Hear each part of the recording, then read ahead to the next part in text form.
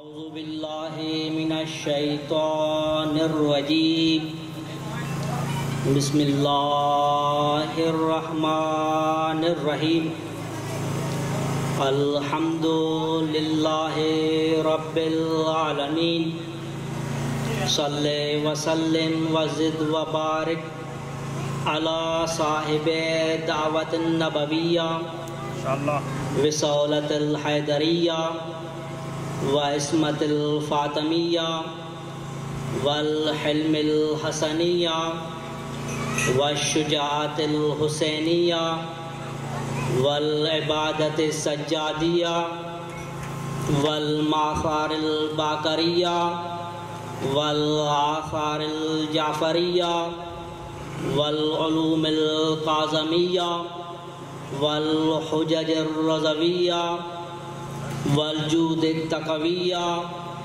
والنقاوت النقویہ والحیبت العسکریہ والغیبت المہدویہ القائم بالحق اما بعد فقد قال رسول اللہ صلی اللہ علیہ وآلہ وسلم بسم اللہ الرحمن الرحیم ان الحسین مصباح الہدی و سفینۃ النجات. بلند تر صلوات پڑھیں.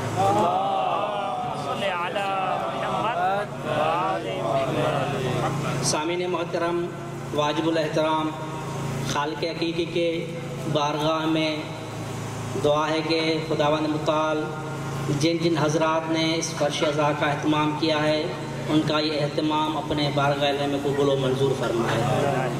آپ کا اس ذکر میں آنا، ہمارا پڑھنا، حیات طلاب سندھ کی جو کابینہ خدمات کر رہی ہے ان کی یہ خدمات اپنے بارگاہ میں قبول و منظور فرمائے. جو اس ذکر میں نیک حاجات لے کر آئیں، خدا علی و بطول کے صدقے آپ تب سب کی نیک حاجات قبول فرمائے. ایک گزارش کروں گا ذکر شروع کرنے سے پہلے، اگر پھول کہیں بھی پڑے ہوں وہ اچھے لگتے ہیں. اگر پھول کہیں بھی پڑے ہوں اچھے لگتے ہیں، لیکن ان پھولوں کو کسی گلدستان میں جمع کیا جائے تو وہ زیادہ خوبصورت لگتے ہیں. تو گزارش ہے جو پیچھے حضرات بیٹھے ہوئے ہیں، جو بھی موجود ہیں، صلوات پڑھ کر آگے قریب آئیں تاکہ ایک مجمع منظم ہو جائے. آپ کو سننے میں مزہ آئے گا، مجھے پڑھنے میں مزہ آئے گا. صلوات پڑھیں باواز بلند.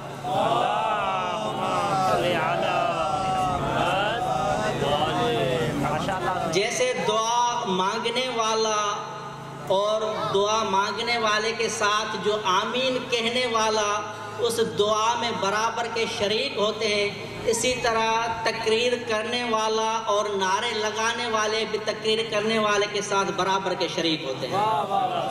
توجہ ہے تو میں اپنی گفتگو کا آغاز کروں. سامعین محترم، تمام تعریفیں اس خداوند متعال کے لیے جو خداوند متعال قبروں میں پڑے ہوئے انسانوں کو کروٹ بدلنے کا اذن تو عطا نہیں کرتا، لیکن قبرستان زراعت میں دفن ڈانے کے دل میں حیات کو چھیڑتا ہے. لیکن قبرستان زراعت میں دفن ڈانے کے دل میں حیات کو چھیڑتا ہے. فقط اتنا ہی نہیں، پھر یہ چھیڑا ہوا دانہ اپنے پروردگار کی حمد سے آراستہ ہوا، اپنے رب کی توحید کے نغمے گنگناتا ہوا دھرتی ماں کی چھاتی کا سینہ چیر کر آدم ہفت نگار میں پہلی نگاہ کو بلند کرتا ہے. توجہ ہے ناظرین. فقط اتنا نہیں، جب یہ دانہ یہاں تک کہ خدا اس کا شفیع خدا اس دانے کو پال کر جب جوان کرتا ہے اور وہ جب کھیت کی شکل اختیار کر لیتا ہے تو اس کا شفیق خدا کھیت کے ساحل پر کسان کو بٹھا کر سورہ مبارکہ واقعہ میں پوچھتا ہے انتم تزرعون ام نحن زارعون، بتا کہ تو اگاتا ہے یا ہم اگاتے ہیں.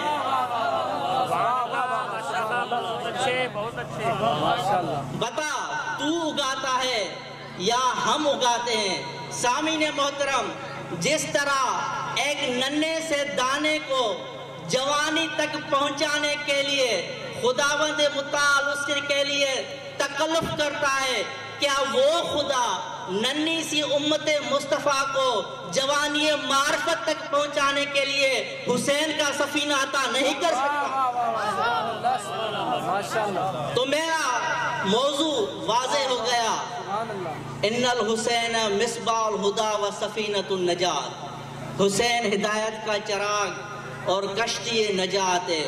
حسین کشتی نجات فقط انسانوں کے لیے نہیں، حتیٰ کہ انبیاء کے لیے بھی کشتی نجات ہے۔ آپ کی توجہ اگر سماعت میں بیدار ہیں تو ایک جملہ آپ کی خدمت میں عرض کر دوں۔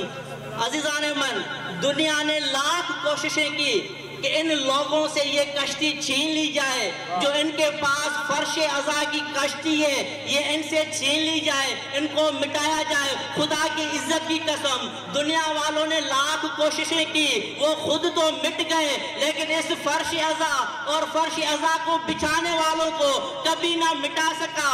انہوں نے تعجب کیا، یہ کون سی قوم ہے، ہم ایک فرش عزا کو ختم کرتے ہیں پھر دو فرش عزا اور بڑھ جاتے ہیں، یہ ان میں کمی نہیں آتی، ان میں تعداد بڑھتی جاتی ہے۔ ہم دنیا کو یہی تو بتاتے ہیں کہ دنیا کے مسلمان تو ہمیں بار بار مارتا رہے گا، ہم بار بار شہادت کا جام پی کر یہ بتاتے رہیں گے، اے دنیا کے مسلمان، محبت حسین میں جینا کمال نہیں، محبت حسین میں مرنا کمال ہے۔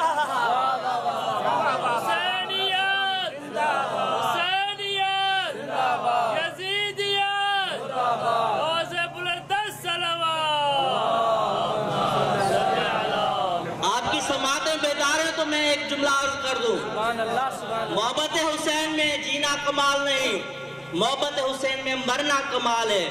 ہر عبادت کی اپنی منزلت، اپنی فضیلت، اپنا مقام ہے۔ عزیزان من، نماز دین کا ستون ہے، بڑی فضیلت ہے، روزہ بڑا فضیلت والا ہے، زکوٰۃ بڑی فضیلت والی ہے، خمس بڑا فضیلت والا ہے۔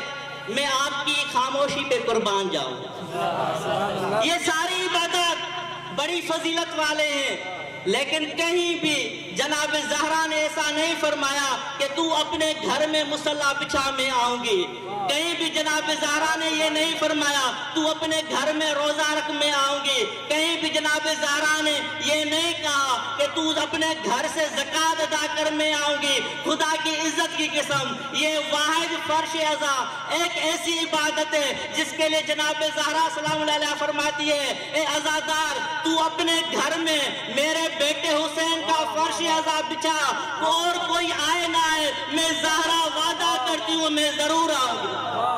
سبحان اللہ، سبحان اللہ، نعرہ حیدری، یہ نہیں نا سب گرجی کریں، نعرہ حیدری، اور کوئی آئے نہ آئے، جناب زہرا کا ہم عزاداروں سے یہ وعدہ ہے، اور کوئی آئے نہ آئے فرش عزا پہ میں جناب زہرا ضرور آؤں گی۔ تو عزیزان من، حسین کشتی نجات ہے۔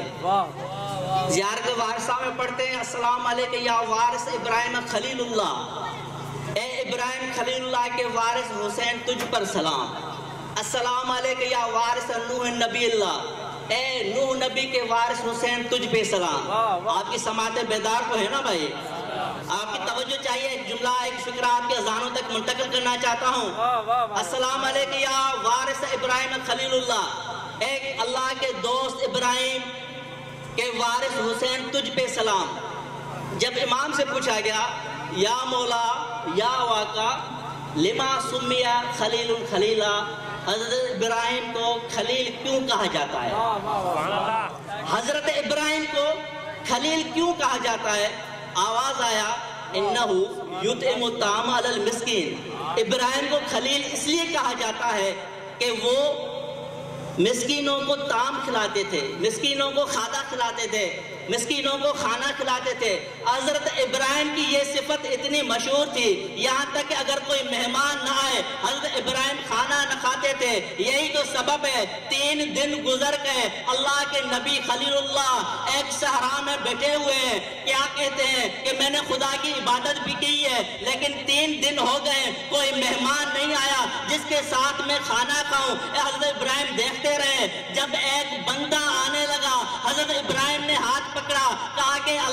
بندے ادھر آ میرے ساتھ کھانا کھا. جب وہ دسترخوان بچھا گیا, جب دسترخوان بچھایا گیا, حضرت ابراہیم نے جب کھانا پیش کیا, اس شخص نے جیسے نہ لقمہ اٹھایا, حضرت ابراہیم نے ہاتھ سے پکڑا, کہا کہ خبردار میں مہمان نواز ضرور ہوں لیکن کھانا ایسے کھانے نہیں دوں گا جب تک بسم اللہ نہ کہے گا, جب تک خدا کی وحدانیت کا اقرار نہ کرے گا. وہ کہنے لگا اے اللہ کے نبی میں تو کافر ہوں, میں بسم اللہ کیسے کہوں؟ یہ ہے ابراہیم خلیل اللہ جو اللہ کی وحدانیت کے بغیر کسی کو کھانا کھانے نہیں دیتا. آؤ تو میں تمہیں بتا دوں کہ حسین کیا ہے. مدینے کا شہر ہے, چوک پہ ایک شخص کھڑا ہو کر علی کی گستاخی کر رہا ہے, کبھی حسن کی گستاخی کر رہا ہے, کبھی حسین کی گستاخی کر رہا ہے. صحابہ پڑے, کہنے لگے مولا اگر آپ کی اجازت ہو تو اس کا سر تن سے جدا کر دو. حسین فرماتے ہیں نہ, اس کو کبھی کچھ مت کہنا. جب وہ گستاخی کر کے خاموش ہو گیا, حسین فرماتے ہیں بھوکا ہے تجھے کھانا کھلاؤ, پیاسا ہے تجھے پانی پلاؤ, تو مجھے ایک جملہ کہنے کا حق ہے. خون جگر دے کر یہ جملہ پیش کرتا ہوں, جو عقیدہ دیکھ کر کھلائے اسے ابراہیم کہتے ہیں, جو عقیدہ بدلنے کے لیے کھلائے اسے حسین ابن علی.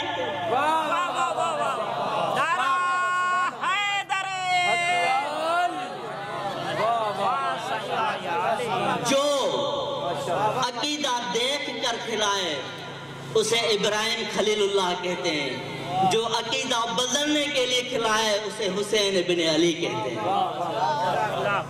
کون حسین جو وارث انبیاء ہے, وہ حسین جو سب کے لیے کشتی نجات ہے. آیا یہ کشتی نجات, حضرت نوح نبی بھی کشتی نجات, حسین بھی کشتی نجات, تو ان میں فرق کیا ہے؟ آپ کی سماعتیں بیدار تو ہے نا عزیزان من؟ تو ایک جملے میں فرق بیان کر دوں. جو فرش کے لیے, جو فرش والوں کے لیے کشتی نجات ہو اسے نوح نبی کہتے ہیں, جو عرش والوں کے لیے بھی کشتی نجات ہو اسے حسین ابن علی کہتے ہیں. یہ میں نے جملہ ایسے نہیں کہا. حسین عرش والوں کے لیے بھی کشتی نجات ہے. کیسے کشتی نجات ہے؟ آئیں دیکھیں. یہ تب سمجھ میں آیا جب شعبان المعظم کا مہینہ ہوا. عزیزان من, اللہ نے ان کو ایسی فضیلتیں عطا کی ہے اہل بیت علیہ السلام کو, اگر یہ کسی مکان میں آتے ہیں تو وہ مکان صاحب فضیلت بن جاتا ہے. اگر ان کے فضائل کسی کاغذ کے ٹکڑے پہ لکھے جائیں تو وہ کاغذ کا ٹکڑا صاحب فضیلت بن جاتا ہے. اگر یہ کسی کے دروازے پہ آتے ہیں تو وہ دروازہ صاحب فضیلت بن جاتا ہے. اگر یہ کسی ماہ میں آتے ہیں تو وہ ماہ صاحب فضیلت بن جاتا ہے. خدا نے کیا عجیب فلسفہ رکھا ہے. ماہ شعبان المعظم, شعبان المعظم واحد وہ مہینہ ہے جس میں کوئی شہادت نہیں. توجہ ہے آپ کے عزیزان من, شعبان المعظم واحد وہ مہینہ ہے جس میں کوئی شہادت نہیں. اور محرم الحرام ایک ایسا مہینہ ہے جس میں کوئی ولادت نہیں ہے. شعبان میں کوئی ولادت نہیں, شوال میں شہادت امام جعفر صادق کی, ذیقعد میں شہادت امام علی رضا کی, ذی الحج میں شہادت امام محمد باقر علیہ السلام کی. اسی طرح سارے ماہ میں ولادت ہیں. محرم الحرام میں کوئی ولادت نہیں. تو میں جملے تبدیل کر کے آپ کی خدمت میں عرض کروں, شعبان میں کوئی غم نہیں, محرم میں کوئی خوشی نہیں. گویا کہ خدا بتا رہا ہے کہ حسین جہاں تیری خوشی ہوگی وہاں کوئی غم نہیں ہوگا, جہاں تیرا غم ہوگا وہاں کوئی خوشی نہیں ہوگی.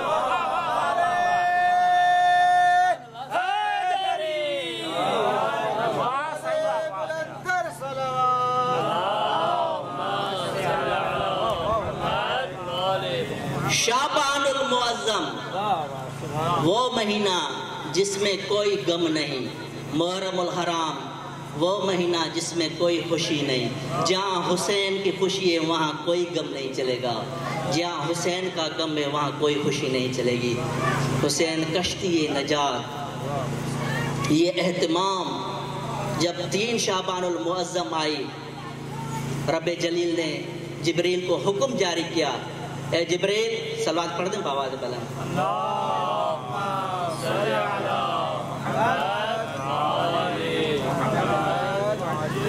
پھر بھی ایک مرتبہ عبارت رسول کے بلندر سلوا.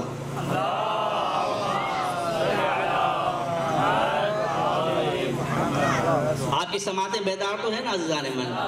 ایک دو جملہ آپ کی اذانوں تک منتقل کر کے آپ کی زحمتوں کو تمام کرتا ہوں. حسین کشتی نجات ہے. رب جلیل نے حکم کیا ہے جبریل آج ایک ایسا اہتمام کرنا ہے 1000 قبائل ملائکہ کو لے کر میرے حبیب کو جا کر نواسے کی مبارک پیش کرو. بہت بڑا جملہ کہہ گیا عزیزان من.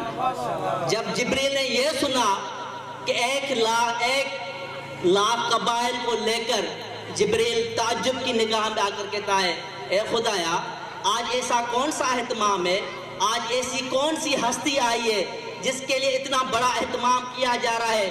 میں جبریل ہوں, میں وہی لے کر جاتا ہوں. کبھی اتنا اہتمام کسی انبیاء کے لیے نہیں ہوا, کبھی اتنا اہتمام اوصیاء کے لیے نہیں ہوا, کبھی اتنا اہتمام اولیاء کے لیے نہیں ہوا, کبھی اتنا اہتمام ائمہ کے لیے نہیں ہوا. خدا فرماتا ہے جبریل اس سے جو ہستی میرے حبیب کے گھر میں آئی ہے اس کی فضیلت کا ایک ہی جملہ کافی ہے کہ میں اللہ اس سے راضی رہوں گا جس سے حسین راضی رہے گا. میں اس سے راضی رہوں گا.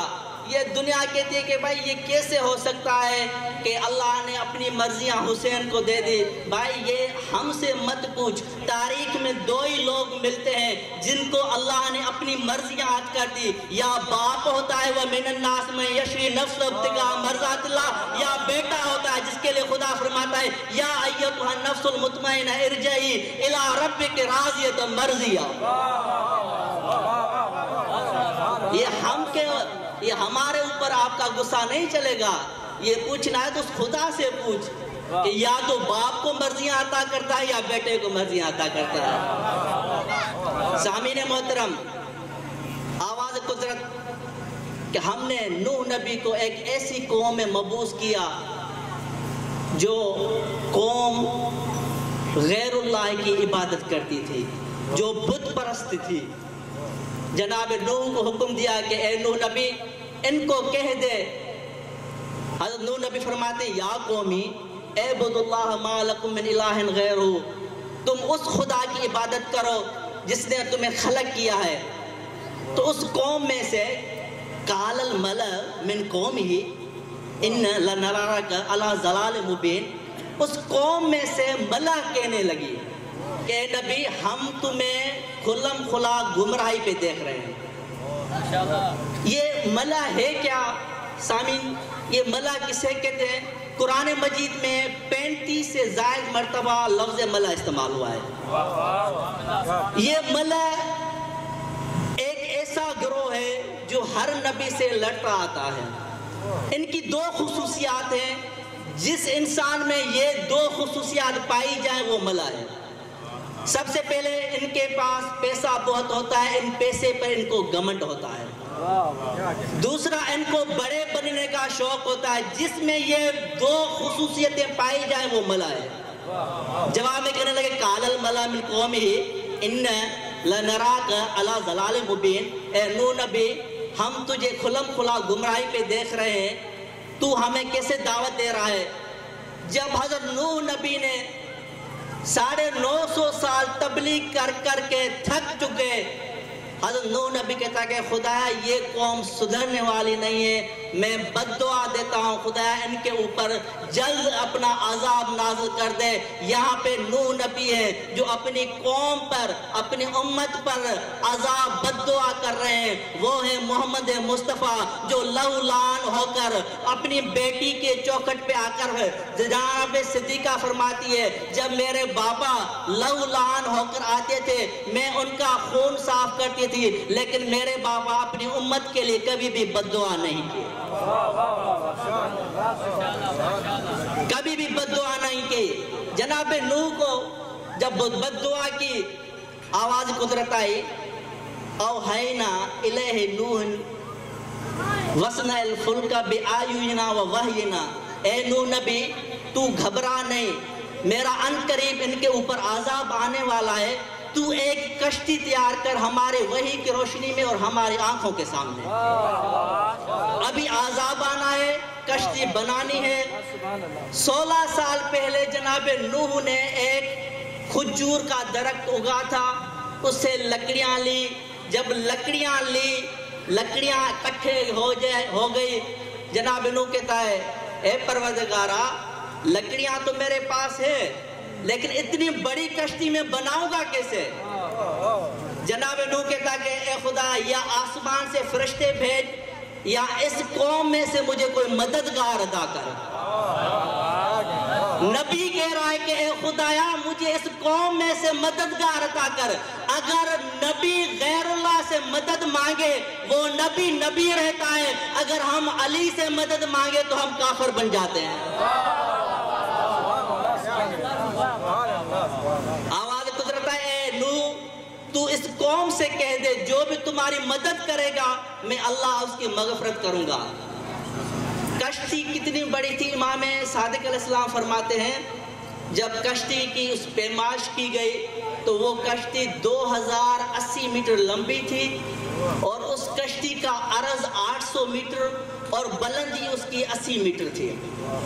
جب سامعین محترم یہ کشتی بن گئی، جناب نوح نے جب اعلان کیا، گلیوں میں گونجوں میں جناب نوح نے اعلان کیا کہ دنیا والوں اے انسانوں ان قریب میرے رب کا عذاب آنے والا ہے جو ایک بڑے طوفان کی صورت میں ہوگا، جو ایک بڑے سیلاب کی صورت میں ہوگا، جو بھی اس کشتی میں سوار ہوگا وہ نجات پائے گا۔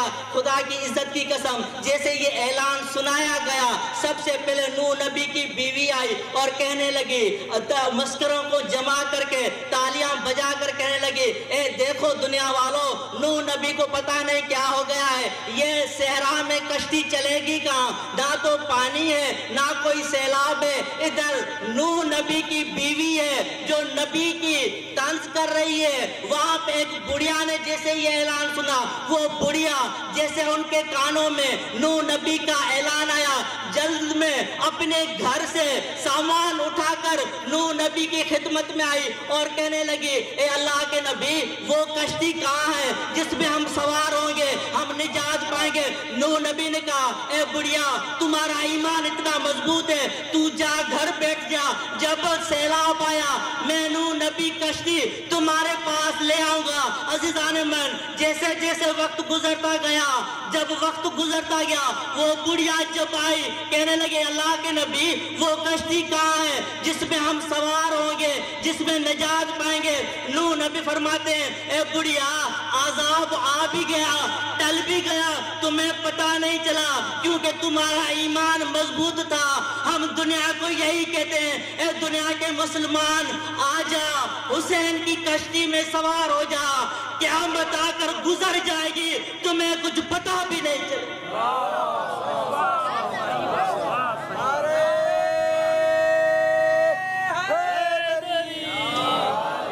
اے دنیا کے مسلمان جس طرح اس بڑھیا کا ایمان مضبوط تھا اس طرح ایمان رکھ، حسین کی کشتی میں آ جا۔ خدا کی عزت کی قسم اگر تو حسین کی کشتی میں آ گیا تو پھر تجھے دنیا کا کوئی بھی عذاب کچھ نہیں کر سکتا۔ کیونکہ حسین کی کشتی انسانوں کی زندگیاں بدل دیتی ہے۔ حسین کی کشتی میں جو بھی آتا ہے اس کی زندگی بدل جاتی ہے۔ اگر آپ کی سماعتیں بیدار ہیں تو ایک جملہ میرے ذہن میں آ گیا ہے وہ عرض کر دوں۔ حسین کی کشتی وہ ہے جو زندگی بھر لعنت اللہ ہو تو وہ علیہ السلام بن جاتا ہے، جو زندگی بھر لعنت اللہ ہو اسے علیہ السلام بنا جاتی ہے۔ سامعین محترم جیسے نوح نبی نے یہ اعلان کیا تو اس قوم میں سے نوح نبی کی کشتی میں صرف 72 لوگ آ کر سوار ہوئے۔ اتنی بڑی قوم تھی، اتنی بڑی کشتی بنائی گئی لیکن پھر بھی لوگ 72۔ یہ ہے نوح نبی کی کشتی۔ تو ایک جملہ آپ کی خدمت میں عرض کر دوں، جو 72 کو بچا کر پوری قوم کو ڈبو دے اسے نوح نبی کہتے ہیں، اور جو 72 دے کر ساری قوم کو بچا دے اسے حسین ابن علی۔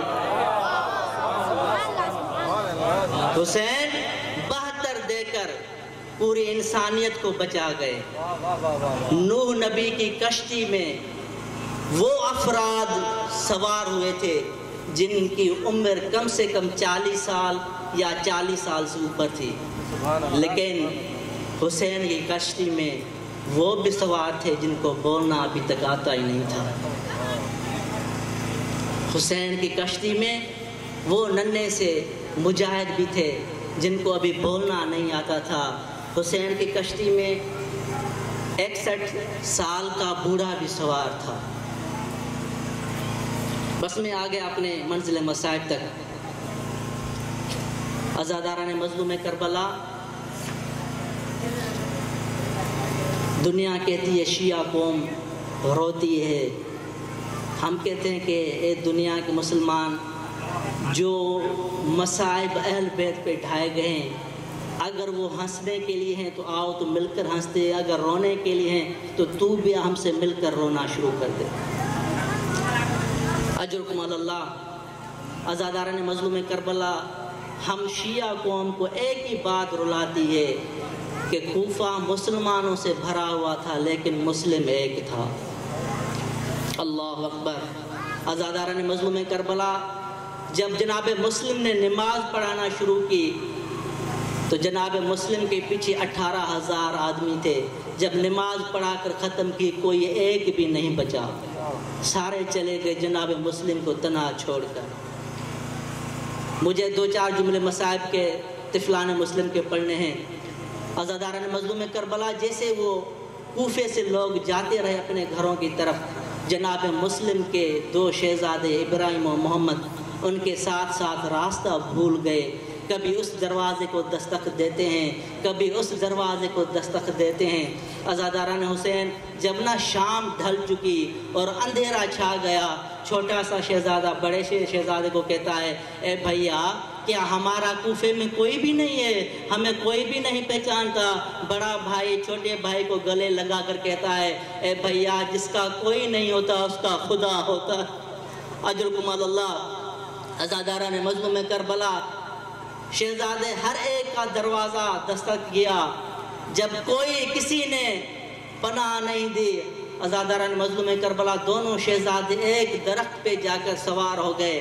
پوری رات گزرتی رہی، جیسے دوسرے دن کا نا سورج ڈھلا، طلوع ہوا تو کوفے کے شہر میں آوازیں گونجنے لگی کہ مسلم کو مارو، مسلم کو قتل کر دو۔ جیسے نا ہی عزاداران مظلوم کربلا آواز شہزادوں نے سنی، چھوٹا شہزادہ بڑے بھائی سے کہتا ہے کہ بھیا، یہ کون سے مسلم کو مارنے کی باتیں کر رہے ہیں؟ یہ کس مسلم کی باتیں کر رہے ہیں؟ بڑا بھائی کہنے لگا ہے، بھیا یہ ہمارا باپ مسلم نہیں ہے۔ وہ چھوٹا بھائی گلا لگا کر کہتا ہے کہ بھیا آپ کو تو جھوٹ بھی بولنا نہیں آتا، یہ ہمارے بابا مسلم کو مارنے کی باتیں کر رہے ہیں۔ اجرکم اللہ۔ عزاداران مظلوم کربلا، جیسے یہ دونوں شہزادے درخت پہ موجود تھے، ایک خاتون آتی ہے اس دریا سے پانی لینے۔ اس نے پانی میں 2 عکس دیکھے جو کہ 14ویں کے چاند کی طرح چمک رہے تھے۔ شہزادے، اس خاتون نے شہزادوں سے کہا، اے شہزادو تم کون ہو؟ انہوں نے کہا، اے خاتون، ہم کوئی بھی نہیں ہے، ہمیں کوئی پناہ دینے والا نہیں، تم یہاں سے چلی جاؤ۔ عزاداران مظلوم کربلا، اس مومنہ نے کہا، اے شہزادو تم گھبراؤ مت، میں تمہیں پناہ دوں گی، میں تمہارے خیر خواہ ہوں۔ عزاداران مظلوم کربلا، وہ شہزادے جب اس کے ساتھ گئے، وہ تھی حارث کی بیوی۔ دونوں شہزادوں کو کھانا بھی کھلایا، پانی بھی پلایا۔ اسے یہ نہیں بتایا کہ میرا شوہر حارث ابن زیاد کا جابر آدمی ہے۔ عزاداران مظلوم کربلا، یہ خاتون کہتے کہ شہزادو تم یہیں پہ سو جانا، آواز بلند مت کرنا۔ عزاداران مظلوم کربلا، جیسے یہ شہزادے سونے لگے، خواب دیکھتے ہیں کہ میرے خواب میں ہمیں علی مرتضیٰ لینے آئے۔ علی فرماتے نواسو میں تمہیں لینے آیا ہوں۔ عزاداران مظلوم کربلا، جیسے نا ان شہزادوں کے رونے کی آواز بلند ہوئی، وہ حارث ملعون وہاں سے اٹھا، اپنی بیوی کو کہتا ہے کہ مجھے کہیں بچوں کے رونے کی آواز آتی ہے۔ بیوی کہتی ہے کہ گھر میں کوئی نہیں۔ اس ملعون نے چراغ روشن کیا، ایک حجرے نے دونوں شہزادوں کو دیکھا، اور کہا کہ اے بچوں تم کون ہو؟ بڑے شہزادے نے کہا ہم مسلم بن عقیل کے فرزند ہیں، عزاداران مظلوم کربلا۔ جیسے نا یہ حارث نے یہ آواز سنی کہ یہ مسلم بن عقیل کے فرزند ہیں، اس خبیث نے دونوں شہزادوں کے بالوں میں ہاتھ ڈالے، کہنے لگا میں سارا دن تمہیں کوفے کی بازاروں میں ڈھونڈتا رہا اور تم یہاں میرے گھر میں موجود ہو۔ انہیں نے اپنا ہاتھ شہزادوں کے بالوں میں ڈال کر دونوں شہزادوں کو فرات کے کنارے پر گھسیٹ کر لایا۔ اجرکم اللہ عزاداران مظلوم کربلا، یہ حارث ملعون کہتا ہے شہزادو تمہیں قتل کرنے سے پہلے اتنی اجازت ہے کہ اگر کوئی تم وصیت کرنا چاہو۔ شہزادے کہتے ہیں، بڑا شہزادہ کہتا ہے کہ حارث سب سے پہلے مجھے قتل کر۔ حارث پوچھتا ہے کہ تمہیں کیوں قتل کروں؟ شہزادہ مخاطب ہو کر فرماتا ہے حارث ماں ہمیشہ کہتی تھی کہ بڑا بیٹا باپ کی جگہ پہ ہوتا ہے، پہلے میرا سر قلم کر۔ جب یہ کہا نا بڑا شہزادہ کہتا ہے حارث ہمیں قتل ضرور کر، لیکن جب ہمارے کرتے یہاں پر موجود ہوں وہ ہماری ماں تک پہنچانا تاکہ ماں کو تسلی ہو جائے کہ میرے بچے اپنے باپ سے جا کر ملے۔ عزاداران مظلوم کربلا، یہ باتیں کرتے کرتے دونوں شہزادوں نے آپس میں گلے لگائے۔ اس ملعون نے ایک ساتھ ہی دونوں شہزادوں کے سر قلم کیے۔ جیسے نا یہ سر قلم کر کے ابن زیاد کی دربار میں لائے، ابن زیاد کو مخاطب ہو کر کہتا ہے ابن زیاد میں دونوں شہزادوں کے سر لایا ہوں، مجھے اپنا بھی نام دے دو۔ جیسے نا ابن زیاد اس دشت میں جہاں جس میں سر پڑے تھے کپڑا ہٹایا، ابن زیاد کہتا ہے حارث ملعون ان بچوں کے رخساروں پر نشان کس کے ہیں؟ حارث کہتا ہے ابن زیاد سارے راستے میں ان شہزادوں کے رخساروں پہ تماچے مارتا رہا ہوں۔ ابن زیاد کہتا ہے حارث ان بچوں کے بال کیوں بکھرے ہوئے ہیں؟ حارث کہتا ہے ابن زیاد ان بچوں کو بالوں سے لے کر گھسیٹ کے لے آیا ہوں۔ اجرکم اللہ عزاداران مظلوم کربلا، یہ غربت تھی شہزادوں کی۔ ایک فکرہ جناب مسلم بن عقیل کا، عزاداران مظلوم کربلا، جیسے نا امام حسین مکے سے نکلے کوفے کے قریب آئے، ایک شخص ملتا ہے، امام حسین فرماتے ہیں عباس یہ شخص جو سامنے آ رہا ہے اس کو میرے پاس لایا جائے۔ جناب عباس نے اس شخص کو لایا۔ امام حسین فرماتے ہیں اے بندے خدا تو کہاں سے آ رہا ہے؟ اس نے کہا کہ مولا میں کوفہ سے آ رہا ہوں۔ امام فرماتے ہیں کوفے سے کب نکلے تھے؟ وہ کہنے لگا مولا میں صبح کی نماز پڑھ کے کوفے سے نکلا تھا۔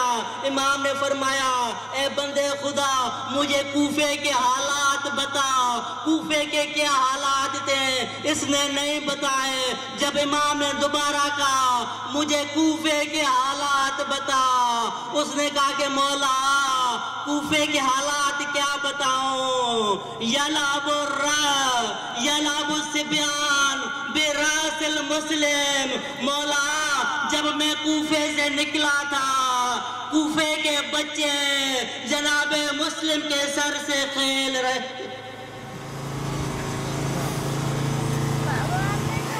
الا لعنت اللہ قوم الظالمین، انا للہ و انا الیہ راجعون، رضا بقضائی و تسلیما لامرہ۔